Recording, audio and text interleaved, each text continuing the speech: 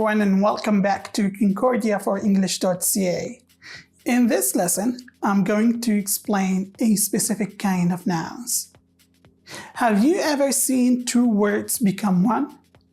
That is a compound noun. A compound noun is made by combining two or more words that act as a single noun, like toothbrush, bus stop, and mother-in-law. There are types for compound nouns. One word, like a notebook. Two words, swimming pool.